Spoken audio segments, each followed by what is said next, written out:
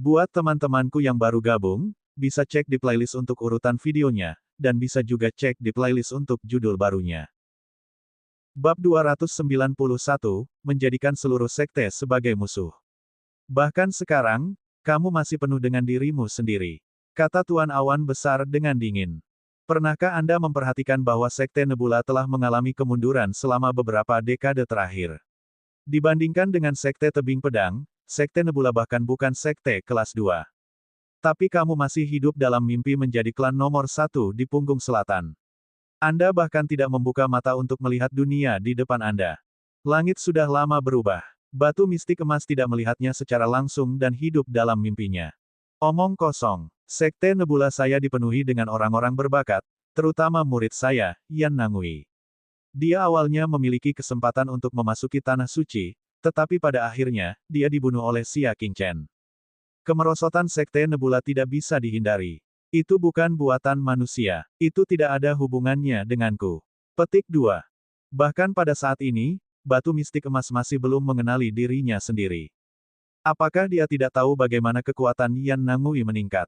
Jika dia memberi murid-murid lain jumlah sumber daya yang sama, kemungkinan besar mereka akan mencapai tingkat murid tingkat lanjut yang berpengalaman. Potensi Yan Nangui tidak bisa dipuji sama sekali. Tidak disangka dia masih punya wajah untuk menerima pujian atas hal ini.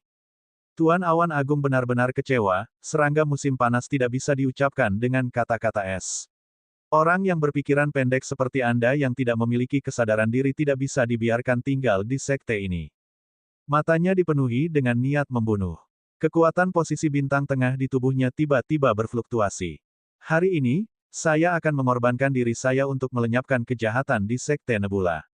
Bahkan jika aku diburu oleh Tanah Suci, aku akan menerimanya. Awan besar Lord berteriak dan menyerbu ke arah batu mistik emas. Tidak realistis mengharapkan orang seperti itu turun tahta. Satu-satunya cara adalah membunuhnya bagaimanapun caranya. Hanya dengan begitu akan ada secercah harapan bagi masa depan Sekte Nebula. Namun, konsekuensinya akan sangat serius, dan dia akan diburu oleh Tanah Suci. Kamu ingin membunuhku? Baiklah. Aku akan membunuh ayam itu untuk memperingatkan monyet-monyet itu, dan melihat siapa yang masih berani menentangku.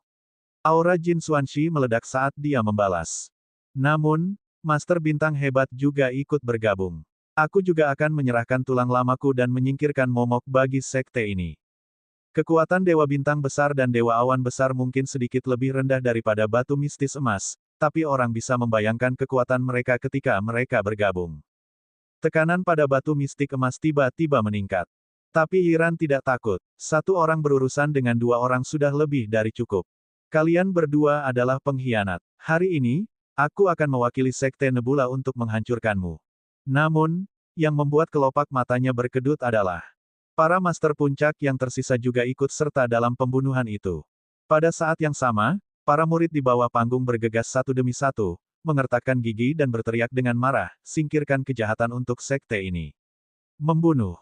Batu mistik emas memang kuat. Tapi bagaimana mereka bisa melawan ribuan tentara? Di bawah serangan seluruh Sekte Nebula, batu mistik emas itu seperti air pasang. Saat ini, tawa keras terdengar di seluruh Sekte Nebula. Sekte Nebula, lelaki tua ini telah melakukan perjalanan ribuan mil untuk mengunjungimu. Apakah kamu tidak akan datang dan menyambutku? Tuan Awan Besar dan Tuan Bintang Besar gemetar. Suara ini. Mereka melihat ke kaki gunung. Sebuah kapal dagang dengan tanda berbentuk pedang perlahan tiba di dermaga. Di dek, ada 11 orang. Pemimpinnya adalah seorang pria parubaya berambut putih berusia 50-an. Dia membawa pedang besar di punggungnya dan memiliki aura yang tajam. Wakil pemimpin Sekte Tebing Pedang, Pedang Langit Patah. Tuan Awan Besar dan Tuan Bintang Besar berhenti. Dia menatap orang itu dengan ekspresi serius yang tak terlukiskan. Bukan pertanda baik bagi wakil ketua Sekte Tebing Pedang untuk berada di sini. Semuanya, berhenti dan waspada. Di hadapan musuh, perselisihan internal hanya bisa dikesampingkan. Semua orang sepertinya menganggap Dewa Awan Besar dan Dewa Bintang Besar sebagai pihak yang berkuasa. Mereka mendengarkan perintah mereka dan segera berjaga. Ketika menyebar, yang terungkap adalah batu mistik emas dengan kulit terbelah dan tubuhnya dipenuhi banyak luka serius. Jin Xuanxi menyeka darah dari wajahnya. Mereka memberontak. Mereka semua memberontak. Penguasa awan agung dan penguasa bintang agung memimpin pasukan mereka menuruni gunung dan menghentikan orang-orang dari sekte tebing pedang di kaki gunung. Jin Xuanxi mengikutinya menuruni gunung dengan kebencian di hatinya. Hehe, sudah beberapa dekade berlalu, tapi sekte Nebula masih tetap rusak seperti biasanya. Pedang langit yang patah itu mengukur sekte itu dan menggelengkan kepalanya.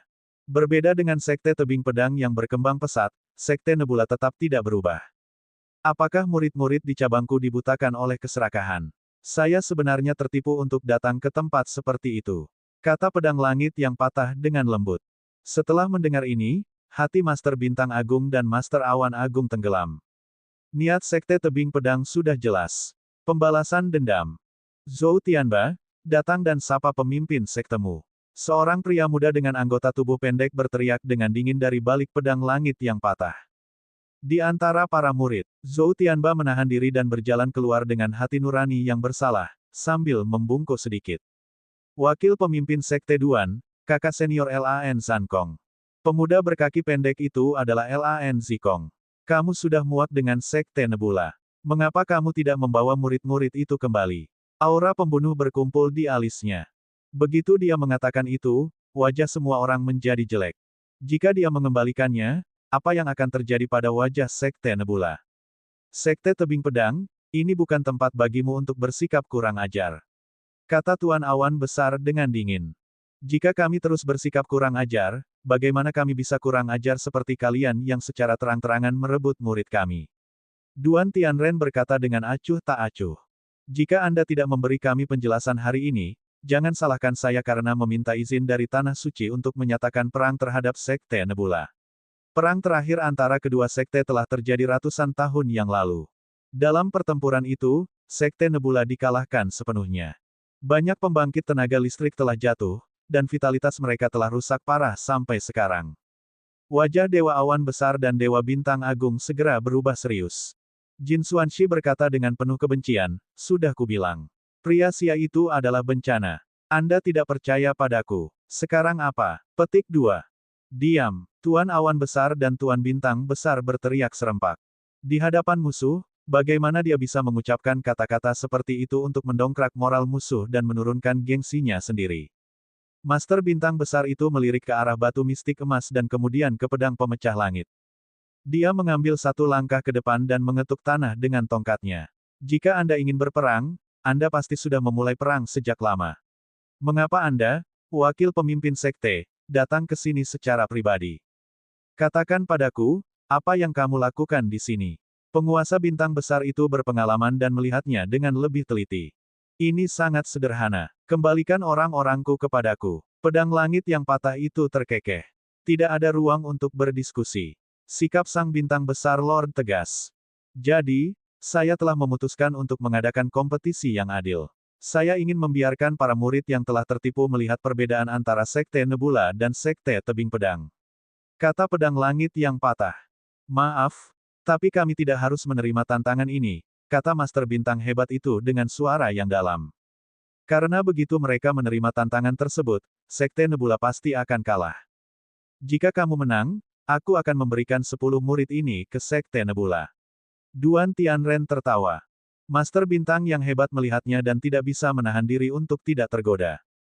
10 murid di depannya adalah elit dari elit Sekte Tebing Pedang. Mereka semua adalah murid tingkat menengah yang paling berpengalaman. Jika mereka bisa mendapatkannya, kekuatan Sekte Nebula akan meningkat banyak. Namun, Sekte Nebula tidak punya harapan untuk menang. Kekuatan murid perantara yang berpengalaman di kedua sisi tidak berada pada level yang sama. Jika kamu bahkan tidak mau bertaruh, maka aku hanya bisa meminta perang sekte dimulai. Kata pedang langit yang patah dengan serius. Sekte Tebing Pedang tidak bisa mentolerir hal ini. Tuan Awan Besar dan Tuan Bintang Besar saling memandang dan melihat ketidakberdayaan di mata masing-masing. Tidak ada cara untuk menghindari pertempuran ini. Bagaimana kita bisa mengadakan persaingan yang sehat? Bintang Agung Dewa menghela nafas dan bertanya. Bab 292, kalah ke tanah. Sekte Tebing Pedang hanya akan mengirimkan 10 dari mereka. Sekte Nebula dapat mengirim murid manapun untuk menantang kita. Jika Anda bisa mengalahkan mereka semua, itu akan menjadi kerugian kami. Duan Tianren terkekeh. Tentu saja mereka tidak akan kalah. Orang yang akan kalah adalah Sekte Nebula, dan itu akan menjadi kekalahan yang buruk. Zhou Tianba dan yang lainnya akan menyadari perbedaan antara Sekte Nebula dan Sekte Tebing Pedang dan membuat keputusan yang tepat. Sekte Tebing Pedang, apakah kamu menindas Sekte Nebula karena kita tidak punya siapa-siapa? Jin Xuanxi mendengus. Zi Wuhen, pergilah. Wu Hengzi adalah murid perantara paling berpengalaman di Sekte Nebula. Basis budidayanya diakui publik sebagai yang nomor 1. Dia juga seorang murid menengah senior yang paling dihargai oleh Jin Xuanxi. Zi Wuheng menguatkan dirinya dan datang ke tengah. Dia berpura-pura tenang dan berkata, "Aku Zi Wuheng dari Sekte Nebula. Siapa yang ingin melawanku? Dirindukan. Pergi dan bermainlah dengan kakak-kakak senior Sekte Nebula," kata Duan Tianren. Lan Zikong segera melangkah maju. Lan Zikong, aku akan mengalahkanmu dalam 10 gerakan. Kata-katanya singkat dan sombong. Zi Wuheng juga orang yang sombong. Dia mengangkat pakaiannya dan mengambil posisi bertarung. Kalau begitu, ayo. Sejujurnya, dia tidak percaya diri. Lagi pula, orang-orang dari Sekte Tebing Pedang memang sangat kuat. Lan Zikong di depannya sepertinya bukan orang yang bisa dianggap enteng. Namun, saat mereka bertarung, Zi Wuhen menyadari bahwa lawannya tidak sekuat yang dia bayangkan. Kekuatannya pasti lebih kuat dari pihak lain. Kepercayaan dirinya meningkat pesat, dan gerakannya menjadi lebih kuat. Setelah 20 gerakan, bahu Lan Zikong terkena tendangan dan jatuh ke air. Zi Wuheng mendarat di tanah dengan mudah, hatinya dipenuhi kegembiraan. Pertempuran pertama adalah sebuah kemenangan. Semangat pihak Sekte Nebula, yang tadinya rendah, tiba-tiba melonjak. Murid yang tak terhitung jumlahnya bertepuk tangan dan memujinya. Ini adalah sikap murid menengah senior nomor 1. Sekte Nebula, itu luar biasa. Petik 2. Cih, orang-orang dari Sekte Tebing Pedang tidak lebih dari ini. Yang paling membahagiakan adalah batu mistik emas. Wu Hengzi, aku tidak menyia-nyiakan tahun-tahunku dalam mengasuhmu. Dia tertawa. Saat dia berbicara, dia menatap ke arah Tuan Awan Besar dan Tuan Bintang Agung dengan kebencian. Buka mata anjingmu dan lihatlah. Apakah ini sekte yang kamu bilang akan aku hancurkan? Batu mistik emas merasa sangat sedih. Dia telah bekerja sangat keras sepanjang hidupnya untuk mengembangkan bakat luar biasa untuk Sekte Nebula. Sungguh menggelikan bahwa Dewa Bintang Agung dan Dewa Awan Besar memiliki mata tetapi gagal melihat. Dia telah mengabaikan kerja kerasnya selama bertahun-tahun dan berulang kali memfitnahnya karena membahayakan sekte tersebut. Hari ini, dia bahkan bergabung dengan sekte tersebut untuk menentangnya dan hampir membunuhnya. Benar-benar konyol. Bibir Tuan Bintang Besar dan Tuan Awan Besar bergerak. Mereka ingin membantah, tetapi tidak punya cara untuk melakukannya. Tampaknya Sekte Tebing Pedang jauh lebih lemah dari yang mereka ketahui. Wakil pemimpin sekte berbalik dan menatap orang-orang lainnya. Apakah kamu melihat itu? Ini adalah bakat yang dikembangkan oleh wakil pemimpin sekte yang kalian semua ingin lumpuhkan. Kata-katanya seperti tamparan bagi semua orang. Itu membuat wajah mereka terbakar. Hal ini menyebabkan hati mereka bimbang. Apakah aku benar-benar bertindak terlalu jauh tadi? Namun, suara sumbang terdengar dari kerumunan. Mari kita bicarakan hal itu setelah pertempuran. Masih terlalu dini untuk mengatakan hal itu. Zhou Tianba menghela nafas. Dia tidak memiliki ekspektasi apapun terhadap Zi Wuheng. Dia tahu bahwa Lan Zankong hanyalah murid perantara 3 bulan lalu. Dia baru saja dipromosikan menjadi murid perantara. Kekuatannya paling rendah di antara 10 orang. Meski begitu, Zi Wuhen membutuhkan 20 gerakan untuk mengalahkan Lan Zikong. Dia bahkan tidak berani membayangkan betapa intensnya pertempuran itu. Jin Xuanxi mendengus, kamu hanya meningkatkan semangat orang lain dan menurunkan prestisemu sendiri. Zi Wuhen, teruskan dan tutup mulut mereka semua. Setelah pemenang V, kepercayaan diri Zi Wuheng semakin meningkat. Sekte Tebing Pedang bukanlah sesuatu yang istimewa. Wang Juncai, lakukanlah. Kata pedang langit yang patah. Wang Juncai adalah seorang pemuda yang lamban. Dia berjalan mendekat dan memberi isyarat mengundang dengan satu tangan. Aku akan membiarkanmu melakukan satu gerakan. Mendengar ini, Zi Wuhen mengangkat alisnya. Tuan, apakah Anda tidak sedikit sombong? Jejak ketidaksenangan bergema di wajahnya. Penampilannya barusan sangat luar biasa, namun orang ini masih berani meremehkannya dan membiarkannya unggul satu gerakan. Silahkan bergerak, kata Wang Juncai. Zi Wuhen mendengus, kamu yang meminta. Jangan menarik kembali kata-kata Anda jika Anda kalah. Dia mengambil langkah besar ke depan, dan kakinya, yang penuh dengan kekuatan batin, menyapu ke arah bahu yang lain. Wang Juncai berdiri di sana, tidak bergerak, dan menerima tendangan. Pada akhirnya, Wang Juncai seperti patung, tidak bergerak sama sekali. Di sisi lain, kaki Ziwuhen merasakan sakit yang luar biasa. Dia menarik kembali kakinya, wajahnya penuh kesakitan. Apa tubuhmu? Namun, Wang Juncai menjawab, saya sudah menghindari satu gerakan. Setelah dia selesai berbicara, dia melayangkan pukulan ke arah Ziwuhen. Ziwuhen dengan cepat menghindar, nyaris menghindari tinju itu. Namun, angin kencang yang dibawa oleh tinju itu seperti pedang, meninggalkan bekas darah panjang di wajah Ziwuhen. Dia berbalik di tempat dan jatuh ke tanah. Wang Juncai mengambil kesempatan itu untuk menginjak dadanya dan berkata, kamu kalah. Kemudian, dia diam-diam menarik kembali kakinya dan kembali ke bagian belakang pedang langit yang patah. Satu gerakan. Dia dikalahkan hanya dalam satu gerakan. Sekte Nebula, yang baru saja penuh semangat juang, terdiam seolah-olah mereka disambar petir. Mata mereka dipenuhi rasa tidak percaya, terkejut, dan bingung. Bagaimana bisa seperti ini? Bagaimana mungkin Wu Hengzi yang begitu sakti bisa dikalahkan dalam satu gerakan? Dibandingkan kemenangan barusan, kekalahan di hadapannya terasa sangat menyakitkan. Kesombongan di wajah Jin Xuanxi memudar, dan dia agak terkejut dan bingung. Lebih dari segalanya, dia tidak mau. Wu Hengzi, kamu menantang yang lain. Perintah Jin Xuanxi. Mungkin orang tadi adalah yang terkuat dari 10 orang. Kalau tidak, Ziwuhen tidak akan membungkuk seburuk itu. Zhou Tianba menghela nafas. Orang yang baru saja menyerang adalah Wang Juncai, seorang seniman bela diri yang berspesialisasi dalam mengolah tubuh. Namun, kekuatannya berada di urutan kedua dari terakhir di antara 10 orang. Ziwuhen juga tidak mau menyerah. Dia maju selangkah dan berkata, lagi. Li Tianzong, lakukanlah. Duan Tianren mengangguk. Li Tianzong menyilangkan tangannya dan berjalan dengan ekspresi tenang. Aku akan membiarkanmu melakukan 2 gerakan. 2 gerakan. Harga diri Ziwuhen sangat terluka. Betapa dia dipandang remeh. Baiklah. Ziwuhen mengepalkan tangannya dan menyerang dengan seluruh kekuatannya. Namun, teknik pergerakan lawannya aneh. Ziwuhen telah menyerang 2 kali, namun kedua kali, dia gagal. Giliranku, Li Tianzong berkata dengan acuh tak acuh. Dia menurunkan lengannya. Sebelum orang banyak bisa melihat bagaimana dia menyerang, Ziwuhen sudah mengeluarkan erangan yang menyedihkan. Ada pisau terbang kecil di tulang selangkanya. Itu hanya tinggal seutas benang untuk menembus tenggorokan Ziwuhen. Tidak ada yang mengira Li Tianzong telah melewatkannya. Dia sengaja menyelamatkan nyawa Ziwuhen. Kamu kalah lagi? Apakah benar-benar tidak ada seorang pun di Sekte Nebula yang mampu? Duan Tianren bertanya. Saya akan melanjutkan. Ziwuhen mengertakkan gigi. Saya ingin melanjutkan tantangan ini. Mungkin keduanya adalah yang terkuat di antara mereka. Baiklah, sesuai keinginanmu, kata pedang langit yang patah itu dengan acuh tak acuh. Hasilnya sudah jelas. Bab 293, menyapu murid. Mereka bertarung sampai ke orang terakhir. Semakin jauh mereka pergi, semakin banyak jurus yang mereka berikan kepada Wu Hengzi, namun dia tidak bisa melakukan apapun terhadap mereka. Pada akhirnya, mereka semua dikalahkan dalam satu serangan.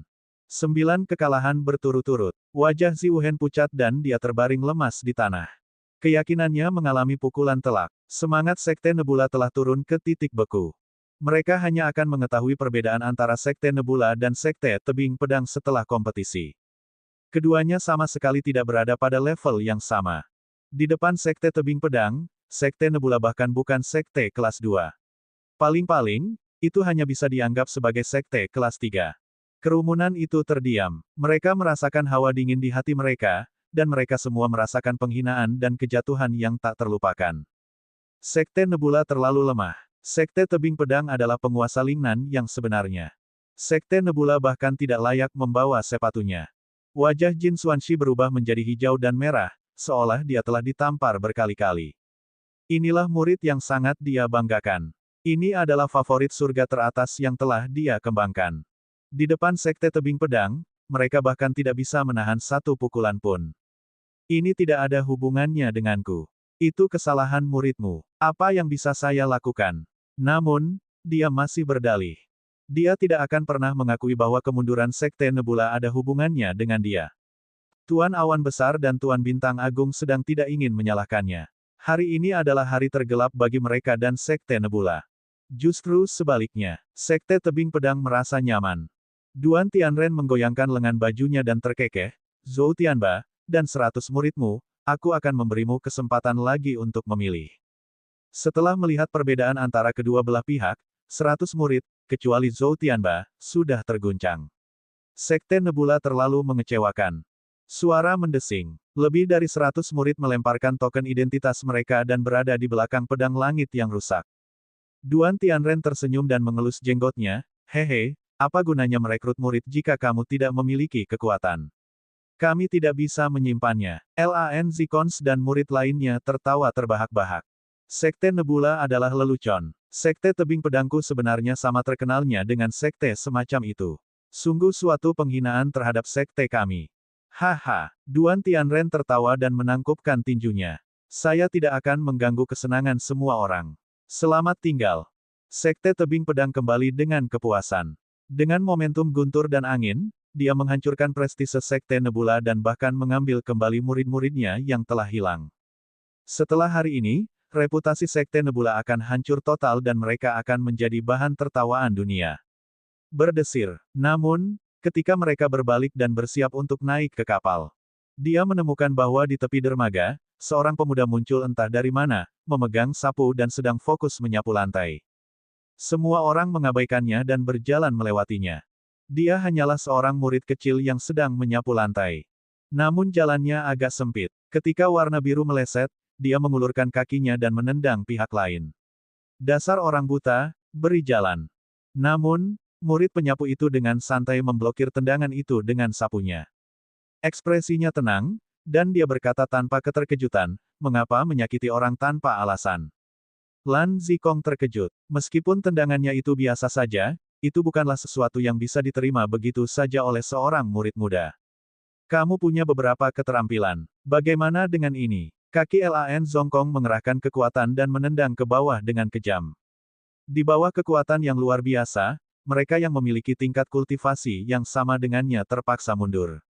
Namun, pemuda yang menyapu itu tidak bergerak. Di sisi lain, kekuatan Lan Zikong bangkit kembali, menyebabkan dia mundur 2 langkah. Hai, itu jahat. Lan Zankong sangat terkejut. Dia sebenarnya tidak bisa melakukan apapun pada murid penyapu. Terima pukulan kakek ini. Lan Zikong mengepalkan tangannya dan meninju wajah muridnya. Pada akhirnya, Lan Zikong hanya merasakan penglihatannya menjadi hitam. Sapu hitam itu seperti sambaran petir, menghantam wajahnya. Dia hanya sempat menjerit sebelum Lan Zikong berputar seperti gasing dan terbang keluar. Tubuhnya menabrak kontainer kargo di dermaga, menghancurkannya di tempat. Tubuh Lan Zankong seperti mie lembut, tergeletak di tanah, tak bergerak. Dia benar-benar pingsan karena sapu. Pedang langit yang patah dan 9 murid perantara berpengalaman lainnya yang telah berjalan ke depan berbalik dengan kaget dan melihat ke arah murid yang menyapu itu. Dia mengudara dengan serangan biru. Seorang murid perantara yang berpengalaman bertanya dengan heran. Tidak peduli bagaimana dia melihatnya, murid kecil di depannya baru berusia sekitar 18 tahun. Bagaimana dia melumpuhkan serangan biru hingga kosong. Tapi bagaimanapun juga, menyerang orang-orang mereka secara diam-diam tidak bisa dimaafkan. Dari mana asal bocah liar ini? Petinggi sektemu semuanya patuh seperti cucu, namun kamu berani mengambil tindakan. Seorang murid menengah senior dengan kekuatan yang layak melangkah mundur. Ketika dia berada 20 kaki jauhnya, dia melontarkan bola kekuatan batin pada remaja itu. Pemuda itu masih menyapu lantai dengan kepala menunduk. Hanya ketika kekuatan batin mencapai tubuhnya barulah dia mengangkat sapu dengan cara yang tampak biasa saja dan melambaikannya dengan lembut. Tidak hanya kekuatan batinnya yang diblokir, tetapi juga disapu kembali dengan momentum yang lebih cepat dan ganas. Murid perantara berpengalaman yang berdiri sangat dekat dengannya terkena pukulan di dadanya oleh kekuatan batinnya sendiri. Puff! Dia memuntahkan seteguk darah. Dia dikirim terbang seperti karung pasir dan menabrak perahu bertenda hitam. Dia terbaring di perahu, anggota tubuhnya bergerak-gerak dan matanya berputar ke belakang, tak sadarkan diri. Dia telah melumpuhkan murid perantara Sekte Tebing Pedang yang berpengalaman dengan satu serangan. Jika Lan Zankong lemah dan disergap, maka itu masih masuk akal. Namun, yang di depannya tidak. Dia telah memberi Ziwuhen 3 gerakan, tapi dia masih mengalahkan Ziwuhen dengan 1 gerakan. Namun, dia bahkan tidak bisa memblokir sapu dari murid penyapu. Kali ini, semua orang dari Sekte Tebing Pedang benar-benar terkejut. Kalian berdua jaga kedua adik laki-lakiku, aku akan menangani orang ini. Murid peringkat kelima menggunakan teknik bela diri yang kuat dengan kekuatan batin yang kuat. Awan putih dan burung bangau terbang. Dia melompat seperti burung bangau yang terbang menembus awan.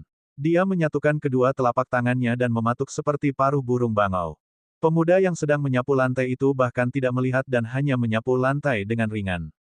Para murid di udara dikirim terbang 10 meter ke udara. Kemudian, dia terjatuh dengan keras ke tanah. Matanya tertutup rapat, dan dia bahkan tidak mengeluarkan erangan yang menyedihkan sebelum dia pingsan. Sekte Tebing Pedang sedang gempar. Aku akan melakukannya. Murid peringkat ketiga bergegas mendekat dengan ekspresi serius. Dia menggunakan serangan terkuatnya. Namun, hasilnya tetap saja sapuan sapu yang membuatnya terbang. Dia meludah di tempat dan jatuh pingsan. Mendesis. Bahkan pedang langit yang patah pun tidak bisa menahan nafas dalam-dalam. Jika dia tidak melihatnya dengan matanya sendiri, dia tidak akan percaya bahwa seorang pemuda berusia 18 tahun bisa begitu menakutkan. Kekuatannya 2 kali lipat lebih besar dari Ziwuhen. Siapa kamu? Kata pedang langit yang patah. Bagaimana bisa ada pemuda yang menakutkan di Sekte Nebula? Itu tidak masuk akal. Ini sama sekali tidak masuk akal. Pemuda itu masih menyapu lantai dalam diam. Dia bahkan tidak mengangkat kepalanya saat dia berkata dengan acuh tak acuh, aku hanya seorang murid penyapu. Kemudian, dia terus menyapu lantai lebih jauh.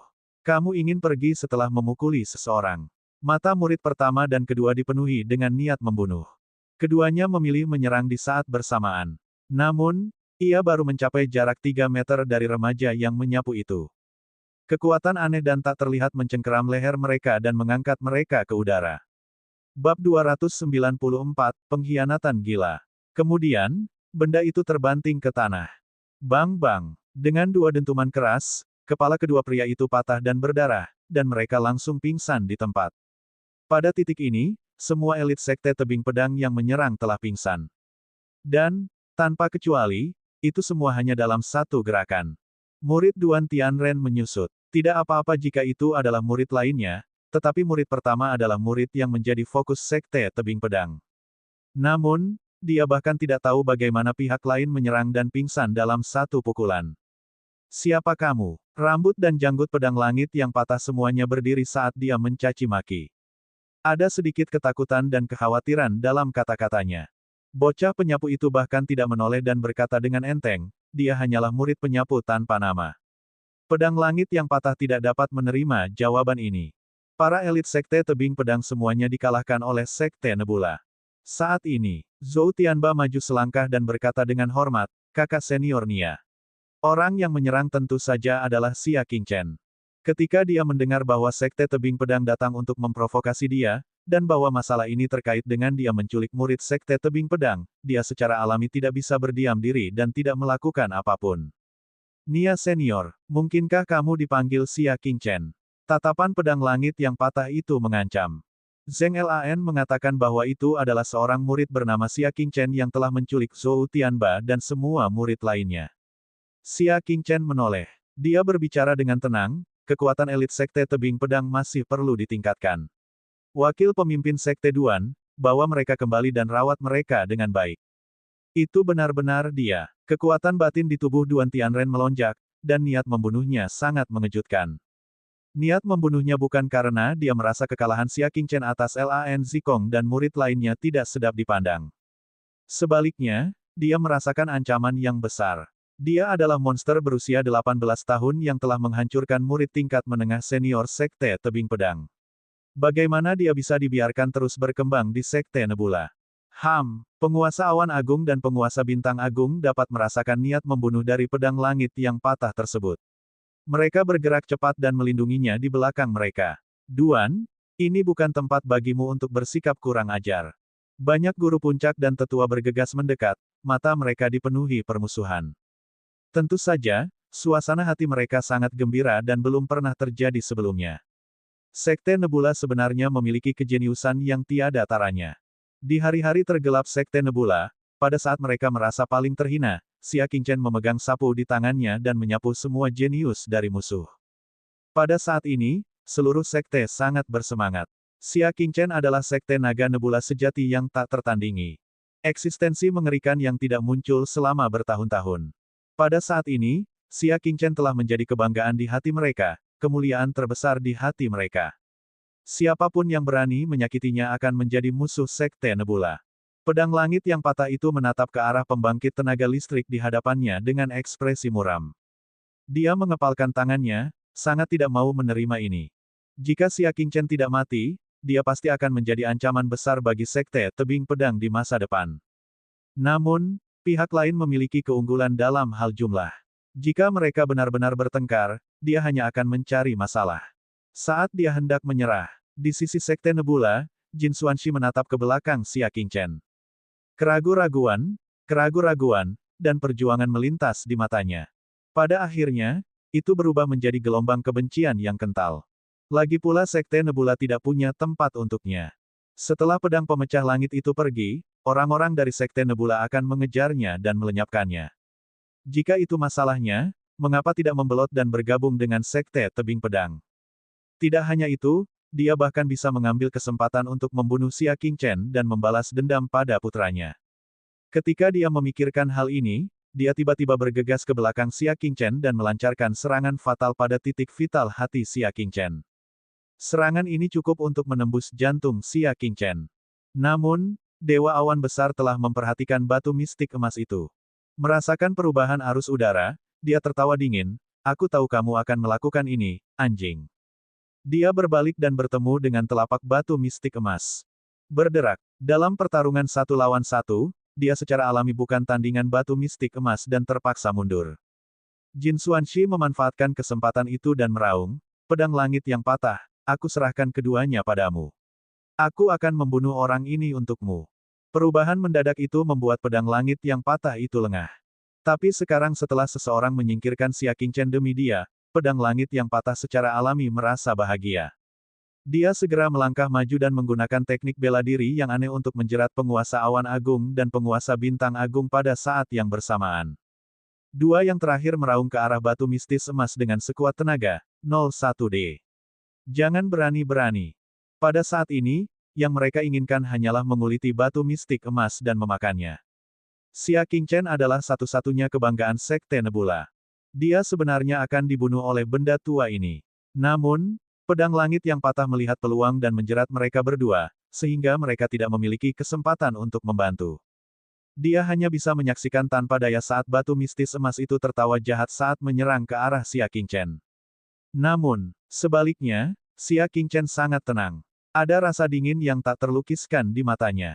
"Kupikir kamu bisa melarikan diri kali ini, tapi kamu masih dalam masalah." Awalnya, dia telah menunggu batu mistik emas muncul dan mengadili kematian di rumah Ting Sui. Tapi siapa yang tahu bahwa dia akan keluar dari Sekte Tebing Pedang dan mengganggu rencananya, membiarkan Jin Xuanxi melarikan diri. Pada akhirnya, dia tidak peduli dengan hidupnya sendiri dan memilih untuk mengkhianati Sekte Nebula. Dia benar-benar menyebabkan ini pada dirinya sendiri. Jika Xia Qingchen membunuhnya sekarang, tidak akan ada konsekuensi apapun. Sudah dekat. Itu bahkan lebih dekat. Xia Qingchen merasa seperti sedang melihat orang mati. Tian Ge sudah dalam perjalanan, dan dia akan tiba dalam 1 atau 2 tarikan napas untuk memenggal kepala Jin Xuanxi. Namun, Tian Ge belum juga datang. Seorang lelaki tua berambut putih berjubah polos muncul di hadapan Xia Qingchen seperti hantu.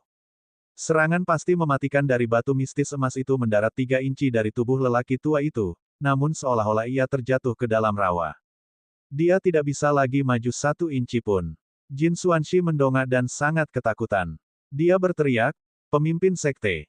Apa? Semua orang menoleh untuk melihat lelaki tua yang tiba-tiba muncul, dan mereka semua terkejut.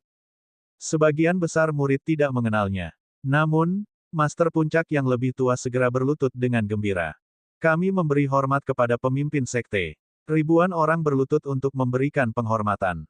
Master Awan Agung dan Master Bintang Hebat, yang sedang bertarung, kembali dan berlutut dengan hormat.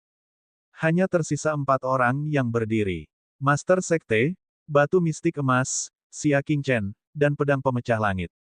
Semua orang diam. Tidak ada yang menyangka bahwa Master Sekte, yang belum kembali selama beberapa dekade, tiba-tiba muncul. Kaki Jin Xuanxi gemetar, dan wajahnya pucat. Master Sekte, izinkan saya menjelaskan. Dia tidak menyelesaikan kalimatnya. Master Sekte menunjuk ke perut batu mistik emas. Sambil berteriak, Jin Xuanxi menahan perutnya dan berguling-guling di tanah. Kultivasi saya, kultivasi saya. Perut adalah tempat pegas bintang dari ahli tingkat bintang berada. Pegas bintang adalah sumber kekuatan bintang. Setelah dihancurkan, dia tidak lagi dapat menggunakan kekuatan bintang, dan hanya kekuatan batinnya yang tersisa. Adapun kekuatan batin, yang terkuat hanya pada tahap konstelasi utama. Batu mistik emas itu dianggap menyia-nyiakan hidupnya. Saya seharusnya tidak memaksakan diri untuk menyetujui permintaan Tanah Suci untuk mengizinkan Anda menjadi wakil ketua sekte. Ternyata itu adalah persyaratan Tanah Suci Sekte Nebula untuk batu mistik emas untuk menjadi wakil Master Sekte. Master Sekte tidak dengan tegas menentangnya, jadi itu berhasil. Ini tanggung jawab saya sebagai ketua sekte, pemimpin sekte itu menyalahkan dirinya sendiri. Dia diam-diam memperhatikan batu mistik emas sejak seluruh sekte memintanya untuk turun tahta. Jika dia tidak melihatnya dengan matanya sendiri, dia akan sulit percaya bahwa Jin Xuanxi adalah orang yang gagal. Bab 295, Pengejaran Bulan Hitam. Hingga saat ini, ketika dia mengkhianati Sekte Nebula dan berkonspirasi dengan musuh untuk membunuh favorit Sekte Surga tersebut. Saat itulah Master Sekte muncul dengan marah. Tanpa sepatah kata pun, dia melumpuhkan budidaya pihak lain. Mulai hari ini, saya akan melepaskan posisi Anda sebagai wakil ketua Sekte dan identitas Anda sebagai murid Sekte Nebula. Kamu akan dikeluarkan dari Sekte ini. Pemimpin Sekte memutuskan. Master Awan yang hebat dan Master Bintang yang hebat mengerutkan kening. Hukumannya sangat ringan. Master Sekte, Jin Xuanxi telah melakukan banyak perbuatan jahat dan bahkan memberontak pada akhirnya. Hanya eksekusi yang bisa meredakan kemarahan massa. Keduanya menyarankan. Master Sekte melihat lebih dalam pada batu mistik emas dan menghela nafas, bahkan saya merasa tidak berdaya dalam banyak hal. Tampaknya batu mistik emas itu memiliki identitas khusus. Enyah. Master Sekte berteriak dengan dingin. Bagaimana wakil pemimpin sekte berani bertahan? Dia segera membungkuk dan melarikan diri. Kemudian, Master Sekte melihat ke arah pedang pemecah langit dan melotot. Pedang langit yang patah mengeluarkan erangan yang menyedihkan saat lubang berdarah muncul di tulang belikatnya. Bawa orang-orangmu dan segera menghilang, kata Master Sekte dengan dingin. Jika dia membunuh orang ini, kedua Tanah Suci pasti akan berselisih. Dia hanya bisa memberinya pelajaran. Pada akhirnya, Master Sekte memandang Xia Qingchen dan menepuk bahunya dengan ringan. Aku sudah membiarkanmu menderita. Ikutlah denganku ke Tanah Suci sekarang. Sekarang, beras Dragon Heart hanya akan matang dalam sebulan. Bisakah kamu memberiku waktu 1 bulan? Xia Qingchen berbicara. Master Sekte merenung sejenak dan tidak keberatan. Baiklah, sebulan dari sekarang, seseorang dari Tanah Suci akan datang ke sekte untuk menjemput seorang guru roh. Anda bisa ikut dengan mereka. Tuan Roh, sungguh mengejutkan bahwa ada seorang guru roh di Sekte Nebula. Namun, para murid tingkat lanjut dan murid tingkat lanjut Sekte Nebula yang berpengalaman belum menunjukkan diri mereka. Tidaklah aneh bagi mereka untuk memiliki guru roh. Selain itu, segel emas Master Sekte akan diserahkan sementara kepada Tuan Awan Besar untuk diamankan sampai wakil Master Sekte baru ditunjuk. Master Sekte telah mengambil kembali segel emas Master Sekte dari batu mistik emas. Tuan Awan Besar sangat berterima kasih. Mulai sekarang, dia akan menjadi Master Sekte Akting. Setelah Master Sekte membuat pengaturan yang diperlukan, dia membawa cermin pemantul tulang berusia 1000 tahun di punggung dan kirinya. Setiap orang yang tertinggal dipenuhi dengan kegembiraan. Xia Qingchen, mulai sekarang, kamu adalah murid perantara berpengalaman nomor 1 di Sekte Nebula. Tuan Awan Besar meninggikan suaranya. Para murid yang hadir mengubah cara mereka menyapanya. Kakak senior Nia, dari kerumunan, wajah cantik Li Ruxue dipenuhi dengan rasa hormat dan kegembiraan. Dia datang ke hadapan Xia Qingchen dan berbicara dengan suara yang tajam, kakak senior Xia. Saat melihatnya, Xia Qingchen tiba-tiba teringat sesuatu. Maaf, saya tidak punya waktu untuk membantu Anda mendapatkan buku yang Anda inginkan dari rumah Wan Jing, katanya dengan nada meminta maaf. Sekarang Yan Tua tidak ada di sini, dia telah kehilangan hak untuk masuk dan meninggalkan menara klasik yang tak terhitung jumlahnya dengan bebas. Saya hanya ingin sutra mencari tahu penyakit saudara saya. Li Ruxue menggigit bibir merahnya dan ragu-ragu. Adik Xia, apakah kamu punya waktu untuk mengunjungi adikku? Xia Qingchen telah berjanji, jika Anda punya waktu, Anda bisa memeriksa tubuhnya. Setelah memikirkannya, Xia Qingchen mengangguk. Tentu, ini sedang dalam perjalanan. Dia akan meninggalkan Lingnan dan menuju ke Tanah Suci. Dia ingin kembali ke Kadipaten Bunga Surgawi untuk melihatnya. Pangkat seorang Duke Li Ruxue kebetulan sedang dalam perjalanan. Saya akan kembali ke negara asal saya dulu. Aku akan memeriksanya dalam perjalanan pulang. Li Ruxue sangat gembira. Baiklah, baiklah. Saya akan mengambil cuti dan pulang sekarang. Ketika dia melihat Xia Qingchen bersiap untuk pergi, Dewa Awan Agung menunjuk ke 10 murid Tanah Suci yang ditutupi spray dan berjongkok di tanah, gemetar.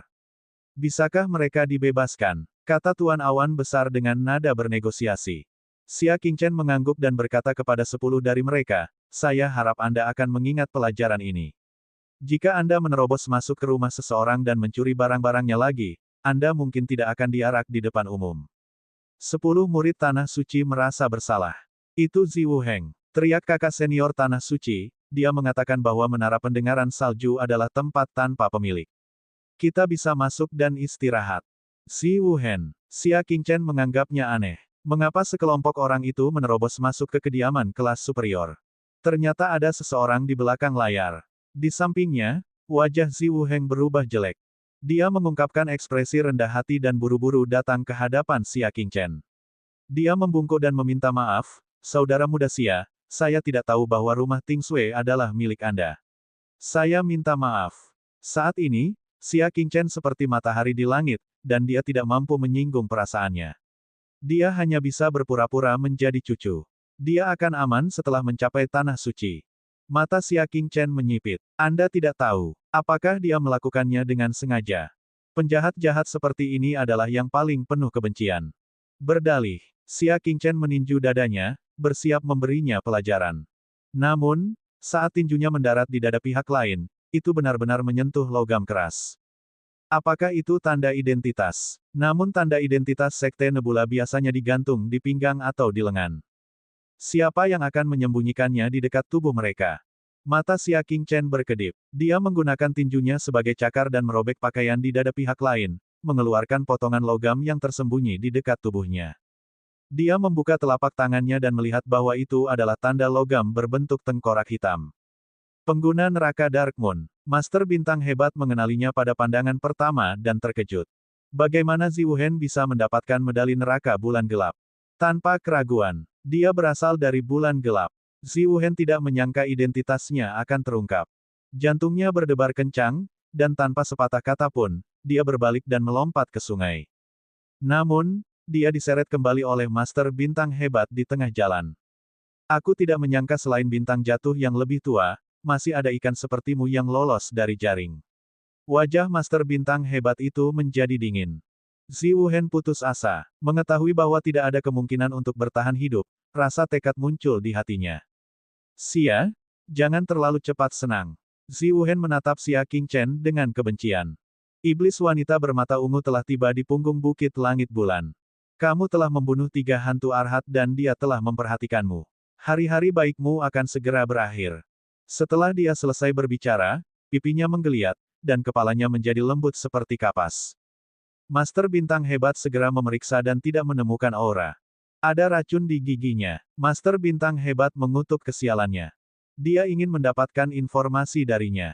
Dia berdiri dan berbicara kepada Xia Qingchen dengan ekspresi serius, lebih baik jika kamu tidak meninggalkan Sekte Nebula untuk saat ini. Sang Awan Besar, Dewa, sangat setuju. Jika kamu benar-benar menjadi sasaran iblis wanita bermata ungu seperti yang dia katakan, itu akan terlalu berbahaya. Ini bukan pertama kalinya Xia Qingchen mendengar tentang iblis wanita bermata ungu. Apakah wanita ini sangat kuat? Xia Qingchen memasang ekspresi termenung di wajahnya. Master Bintang Hebat itu menggelengkan kepalanya perlahan, ini bukan tentang seberapa kuat dia. Hanya saja tidak ada orang yang ingin dia bunuh yang selamat.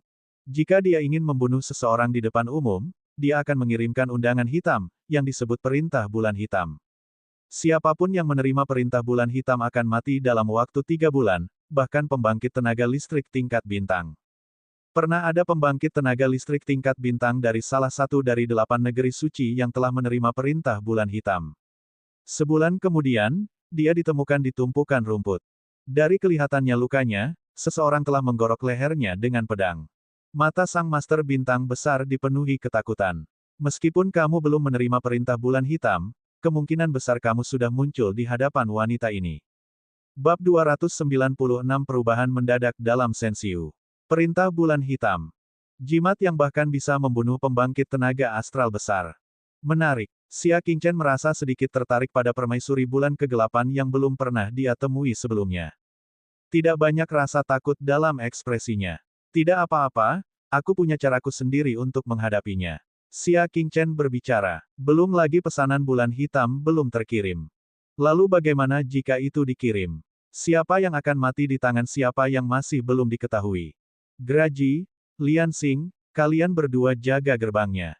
Setelah Xia Qingchen selesai berbicara, dia meninggalkan sekte tersebut.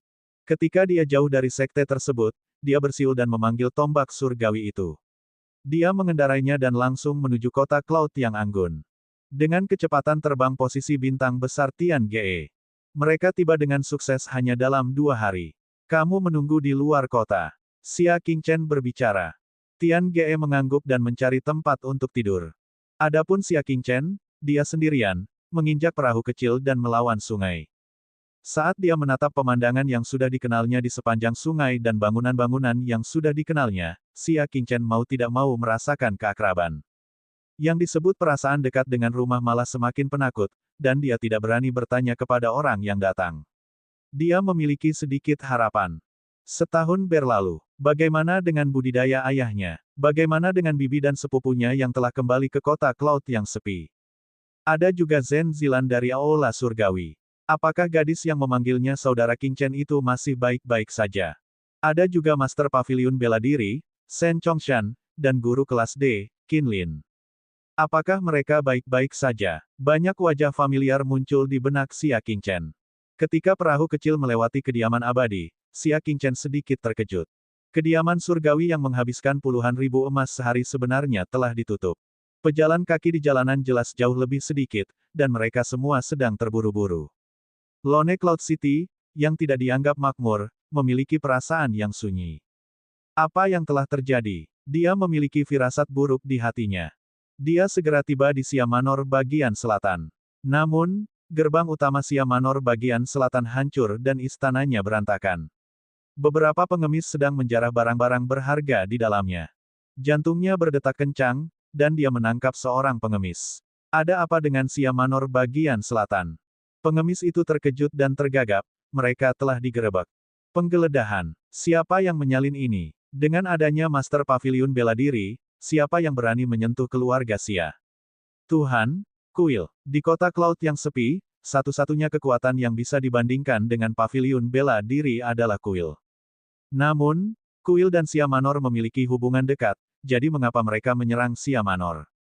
Di mana Xia Yuan? Di mana dia? Xia Qingchen merasa sangat cemas. Dia dikurung di kuil, jawab orang miskin itu. Candi. Mata Xia Qingchen menjadi dingin dan dia menggunakan teknik gerakannya untuk bergegas mendekat. Ah, hantu. Di mata pengemis itu, Xia Qingchen telah berteleportasi. Dia tidak bisa menahan diri untuk tidak berteriak ketakutan. Jeritan yang sama datang dari ruang bawah tanah kuil. Penjara bawah tanah ini awalnya digunakan oleh kuil untuk menghukum orang-orang berdosa yang telah menghujat God King Dashless. Namun, dia belum pernah menggunakannya. Tapi sekarang, tempat itu penuh sesak. Ada Master Pavilion Bela Diri, Master Kuil, Xia Yuan, dan Xia Jie. Semua orang yang memiliki hubungan dekat dengan keluarga Xia ada di sini. Di koridor ruang bawah tanah, di atas kursi. Mo Yuan menyilangkan kaki dan dengan santai menyesap tehnya, Zhen Zilan itu masih belum datang untuk masuk ke penjara. Petik 2. Di belakangnya berdiri seorang lelaki tua dengan senyuman sedikit sinis. Ini tidak lain adalah dasi pelindung, yang telah mempersulit Xia Qingchen ketika dia pertama kali datang ke kuil. Semua orang di kuil telah ditangkap, kecuali dia. Hehe, Tuan Muda Mo, harap tenang. Berdasarkan pemahamanku tentang gadis itu, dia pasti tidak akan meninggalkan ayahnya sendirian. Dasi pelindung terkekeh. Mata Mo Yuan dipenuhi dengan keinginan untuk membalas dendam. Saat itu, wanita jalang itu menempel pada Xia Qingchen, namun dia mengabaikanku. Sekarang, aku ingin dia berlutut di tanah. Tidak, kamu harus berlutut di tempat tidur dan memohon padaku. Jejak niat jahat muncul di sudut bibirnya. Dia telah memikirkan tentang Zhen Zilan untuk waktu yang sangat lama, dan dia akan segera bisa mendapatkan keinginannya. Saya tidak bisa menunggu lebih lama lagi. Mo Yuan berdiri dan memerintahkan beberapa bawahan kepercayaannya dari kuil ibu kota kekaisaran. Seret orang ini keluar dan gantung dia di pintu masuk kuil. Lalu, pukuli dia sampai wanita jalang itu muncul. Di dalam kandang, kamu binatang. Mata Master Aula Zen akan segera keluar. Matanya dipenuhi penyesalan. Kenapa dia tidak membunuh Mo Yuan dengan satu serangan telapak tangan? Ternyata setengah bulan lalu, Kadipaten mengalami perubahan besar. Mengambil kesempatan ini, orang-orang dari Aula Surgawi di bekas ibu kota melancarkan serangan mendadak ke kota Cloud yang sendirian dan merebut Aula Surgawi dan Paviliun Bela Diri. Keluarga kerajaan terbatas dan tidak bisa mengalihkan perhatian mereka untuk membantu. Untungnya, Zhen Zilan kebetulan sedang keluar, jadi dia tidak tertangkap. Kalau tidak, dia akan dinajiskan oleh Mo Yuan, kecil ini. Hehe, kutukan semua yang kamu inginkan. Semakin keras kamu mengutuk, semakin aku akan menajiskan putrimu. Mo Yuan tertawa jahat. Dia melambaikan tangannya dan memerintahkan anak buahnya untuk menyeretnya keluar. Ketika dia melewati dasi pelindung, Ketua Balai Zen memelototi dasi pelindung dengan kebencian. Mengapa kamu mengkhianatiku? Ketika pihak lain menyerang, dasi pelindung telah berpindah sisi pada saat terakhir dan menyerangnya dari belakang. Dia tidak sengaja tertangkap. Orang-orang lain di kuil takut akan konsekuensinya dan menyerah. Itulah sebabnya kuil itu runtuh begitu cepat. Dapat dikatakan bahwa itu semua dilakukan oleh dasi pelindung pengkhianat. Maaf, aku belum pernah menjadi laki-lakimu, kata dasi pelindung sambil tersenyum palsu. Mo Yuan melihat dasi pelindung dengan heran. Dia bukan berasal dari kuil ibu kota kekaisaran. Hingga saat ini, dia masih belum mengerti kenapa Guardian Tai membalas. Namun, Mo Yuan tidak terlalu peduli. Dia hanya peduli kapan dia bisa mendapatkan Zhen Zilan. Pergi. Aku akan menggambarnya sendiri. Mo Yuan terkekeh dan pergi. Di luar istana, di bawah perintah Mo Yuan, sekelompok orang menggantungkan Hall Master Zen di papan horizontal. Dia secara pribadi memegang cambuk kulit dan memukulnya dengan kejam. Darah berceceran di mana-mana. Dia berhenti sejenak dan mencibir ketika dia melihat keluar dari aula surgawi. Dia berteriak, Zhen Zilan, saya tahu kamu ada di dekat sini. Jika kamu keluar sekarang, penderitaan ayahmu akan berkurang. Tidak ada pergerakan di luar. Mo Yuan sekali lagi mengangkat cambuk kulit dan mencambuknya 3 kali berturut-turut. Saya telah mengoleskan racun pada cambuk saya. Setiap kali saya mencambuknya, racunnya akan menyerang tubuh dan menyebabkannya membusuk. Jika saatnya tiba, meski dia tidak mati, dia akan lumpuh. Masih belum ada pergerakan di luar, jadi dia mulai merokok lagi. Namun, begitu dia mengangkat cambuknya, sebuah suara yang dipenuhi dengan kesedihan dan kemarahan yang tertahan terdengar. Mo Yuan menoleh dan melihat seorang pria berjubah lebar dan topi bambu memanjat dinding halaman. Dia melepas topi bambunya dan memperlihatkan wajah anggun dan cantik Zhen Zilan. Mo Yuan meletakkan cambuk kulitnya, dan matanya berbinar. B***Touch. Kamu akhirnya mau menunjukkan dirimu. Petik 2. Pada saat ini, orang-orang yang sedang menyergap di kedua sisi bergegas keluar untuk menangkapnya. Mundur. Mo Yuan melambaikan tangannya. Dia berjalan mendekat dengan senyuman jahat, tertawa sambil berjalan. Saya benci memaksa orang lain. Aku ingin kamu patuh dan naik ke tempat tidurku dengan sukarela. Mata Zhen Zilan memerah saat dia menatap Mo Yuan dengan kebencian. Lepaskan ayahku, dan kamu bisa melakukan apapun yang kamu mau padaku. Mo Yuan tersenyum dengan sengaja. Tentu, telanjang untuk saya lihat dulu. Petik 2. Tubuh lembut Zhen Zilan sedikit bergetar. Air mata penghinaan mengalir di wajahnya saat dia berdiri di sana dengan ragu-ragu. Mata Mo Yuan bersinar karena permusuhan, teman-teman, ayo. Dalam 10 napas, jika wanita jalang ini tidak melepas semua bajunya, aku akan memotong salah satu jari ayahnya. Bab 297, Orang Terakhir. 10 napas lagi, dia masih belum telanjang. Terus potong sampai dia benar-benar telanjang. Salah satu orang kepercayaan Master Hall Zen segera datang ke sisinya dengan membawa belati. Zen Zilan mulai terisak. Dia mengulurkan tangan untuk membuka jubahnya yang longgar dan terisak tak berdaya. Jangan sakiti ayahku, aku akan melakukan apa saja. Jubah longgarnya terlepas, memperlihatkan jubah hijau panjang yang dia kenakan di dalamnya. Dia tidak berani tinggal lebih lama lagi dan mulai melepaskan ikatan kerahnya. Matanya dipenuhi dengan penghinaan dan kebencian saat dia menatap Mo Yuan. Saat ini, dia berharap bisa mati bersama Mo Yuan. Namun, dia tiba-tiba menyadari bahwa mata Mo Yuan dipenuhi dengan keterkejutan, kepanikan, dan ketidakpercayaan. Dia tidak sedang memandangnya. Sebaliknya, dia melihat ke belakang. Zen Zilan tanpa sadar menoleh untuk melihat. Dia berdiri di sana seperti patung kayu, tidak bisa mengalihkan pandangannya. Seorang pria muda berjubah brokat masuk dengan cepat dari pintu masuk istana dewa. Pakaiannya berkibar, dan rambut hitamnya beterbangan tertiup angin. Di bawah sinar matahari, dia luar biasa tampan. Wajah itu masih sama seperti yang ada dalam ingatannya, dan tidak berubah sama sekali. Namun, sepertinya mereka tidak bertemu selama 10 tahun. Xia Qingchen. Mo Yuan akhirnya sadar kembali dan sangat terkejut. Dia telah memerintahkan banyak orang untuk menyelidiki istana bela diri surgawi dan yakin bahwa Xia Qingchen tidak ada di sana. Mereka semua mengira Xia Qingchen mungkin telah mati dalam perjalanan menuju istana bela diri surgawi. Atau mungkin, Bai Jing bahkan bukan murid Sekte Nebula. Dia telah membawa Xia Qingchen ke tempat yang tidak diketahui. Inilah sebabnya Mo Yuan berani datang ke kota Cloud yang sepi. Namun, bagaimana dia bisa berharap bahwa Xia Qingchen akan tiba-tiba kembali? Tatapan Xia Qingchen dingin, mengandung cahaya bintang yang dingin.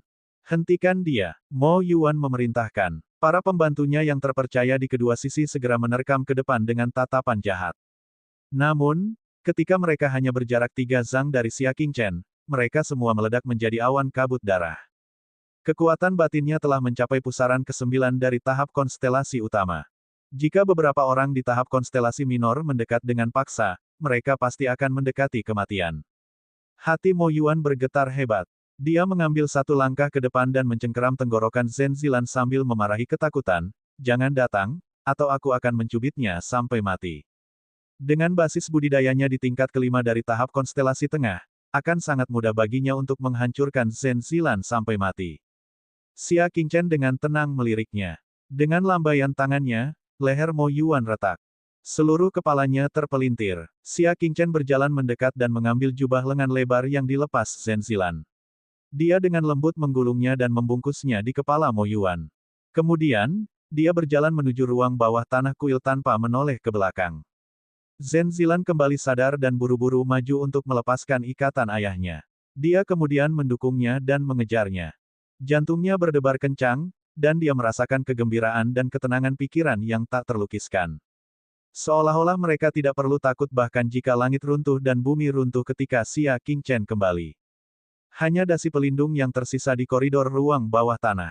Dia melirik mantan rekannya di kuil, tapi dia tidak peduli sama sekali. Dia hanya melihat sel penjara terdalam. "Tuan Xia, bagaimana rasanya menjadi seorang tahanan?" Dasi pelindung memasang senyuman palsu. Xia Yuan menatap orang ini. "Apakah kita punya dendam?" Xia Yuan bertanya. Yang pertama masuk ke Xia Manor bukanlah Mo Yuan, tapi dasi penjaga. Orang yang menangkapnya juga merupakan dasi pelindung. Orang yang membelenggunya bahkan adalah dasi pelindung.